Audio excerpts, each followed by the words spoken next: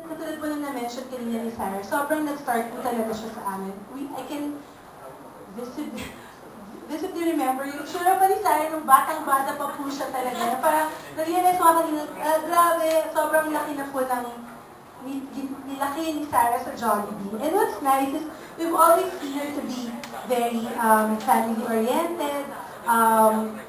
Ano po siya, very parang wholesome and very strong po yung kanyang good relationship with the family. We share also the same personality and attributes that we're looking for an endorser. So it's really nice na si Sarah po yung talagang bumagay sa persona or sa ugali ng meron ng Jollibee, sa image na we have for Jollibee. So it's very nice. And for this particular product, si Sarah rin po ang aming endorser kasi we see her to have grown in the brand. So ito po yung opportunity naman to continue to see yung another facet of Sarah Heron. Yeah. Question po? 2 questions for Sarah. Yes, ma'am. Yung first, pang ilang commercial mo na pinanashoot for Jollibee? Kung naalala mo pa. And second, would you, as an endorser, do you have a number na kuya tatawag lang kayo tapos i-deliver na sa bahay?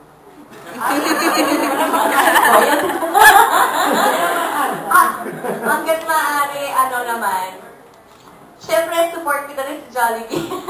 Siyempre, pumupunta talaga kami sa Jollibee or sa drive-thru para mag-order, ganyan. Siyempre, nakakailan. Hi! Sige, excited! Hindi nga naman po ako. Hindi, ilang commercial na ko, Kay, ilan na ba? What? More than 10 na ba? Wow, siguro. More or less. Baka more or less, mga 50. Hindi ako sure. Kasi she started burgers pa po, tapos nag-sandwiches, nag-fries. We also use her for our value campaigns. And now, Chicken Joy is another breakthrough for us in person. Last question? Last question, Sir Mario. Mario, hello po.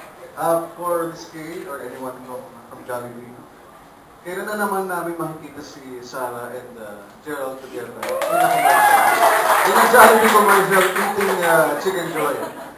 Talaga Steve, the best question, ha? For the last time. Galing-galing ni Sir. Parang Sir din yung kumanta ng isa natin din. Hindi ko makakalimutan si Sir. Right now, sir, we want to enjoy their exposure individually. We started with Gerald for burgers, so this time it's Sarah. We don't know yet kung ano pa po yung mga plans at this point. Pero we're very happy with the yung reception po ng mga tao for both our efforts. Right now, yung kay Sarah din. So, ganun po muna. Pero it's nice. Pero right now, sir, individually, we're doing efforts for both. May we ask Sarah, gusto mo bang gumawa ng commercial with for Jollibee? Bakit naman po hindi? Siyempre naman.